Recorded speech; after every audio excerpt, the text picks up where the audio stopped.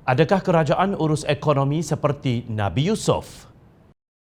Pemimpin PAS memang gemar menggunakan nama Nabi-Nabi dalam hujah mereka walaupun apa yang mereka cuba pertahankan itu amat buruk dan jauh melencong daripada hakikat. Kini Ahli Parlimen Pasir Mas Ahmad Fazli Syari memetik kisah Nabi Yusuf AS ketika baginda menjadi wazir atau Menteri Keuangan Mesir kuno yang disebut dalam Al-Quran. Baginda diberi kuasa dalam bahagian pembendaharaan, keuangan dan pengedaran makanan untuk memimpin rakyat Mesir yang diramalkan akan menghadapi masa-masa sukar dan sulit.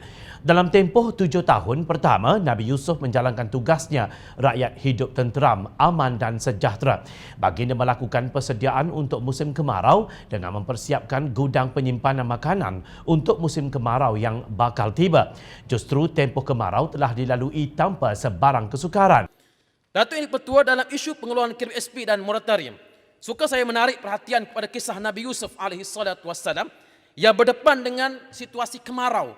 7 tahun kemarau dan 7 tahun waktu di mana Mesir pada masa itu mengalami pertumbuhan ekonomi yang baik. Ketika berlakunya 7 tahun kemarau, kaedah Nabi Yusuf sebagai Menteri Keuangan Mesir pada masa itu ialah meminta supaya makan apa jua yang telah pun diperuntukkan pada 7 tahun sebelumnya, illa qalilan mimma tuhsinun. Ini dalam Al-Quran sebut.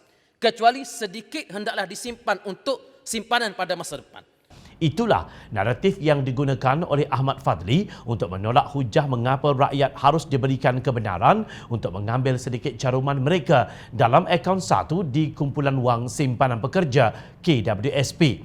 Menurut laporan Kementerian Perdagangan Antarabangsa dan Industri, Malaysia mencatatkan pelaburan asing bernilai 19.5 bilion ringgit pada pertengahan 2020 berbanding 52.6 bilion ringgit atau pengurangan sebanyak 62.9% pada tempoh yang sama tahun lalu.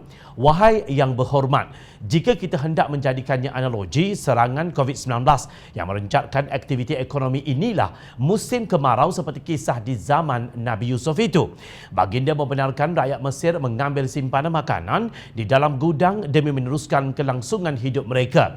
Itulah yang ingin dilakukan oleh rakyat yang terdesak kerana tiada daya lagi untuk memberi makanan kepada keluarga, bukan untuk renovate rumah atau pergi melancong.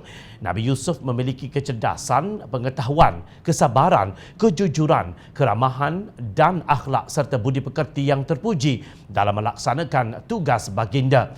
Persoalannya, adakah 70 orang di dalam Kabinet Tan Sri Muhyiddin Yassin memiliki iras-iras karakter Nabi Yusuf AS?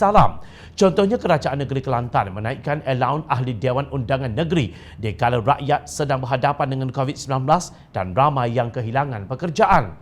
Kononnya seperti kata Timbalan Menteri Besar Kelantan, Datuk Muhammad Ahmad Abdullah, dalam keadaan pada hari ini sekiranya ada kenaikan sekalipun, ia akan turut dinikmati oleh rakyat. Katanya seperti dipetik Berita Harian pada 5 November lalu. Berdasarkan allowance asal Ahli Dewan Undangan Negeri sebanyak RM8,000, jika dinaikkan RM3,000, allowance mereka akan meningkat menjadi RM11,000. Jika dinaikkan RM5,000, allowance menjadi RM13,000. Ini tidak termasuk beberapa faedah lain. Malah kenaikan ini dikira sejak Januari 2020, maka Ahli Dewan Undangan Negeri Kelantan akan mendapat sekitar RM50,000 seorang. Pada Januari lalu, pemimpin PAS membandingkan Rasulullah SAW yang memiliki unta-unta yang baik dengan pembelian kenderaan mewah Mercedes-Benz dari wang kerajaan. Ini termasuk unta baginda iaitu Qaswa yang dibeli sendiri sejak di Mekah. Menurut riwayat, semua kenderaan yang dimiliki Rasulullah SAW tidak melibatkan peruntukan atau bajet kerajaan yang diuruskan baginda.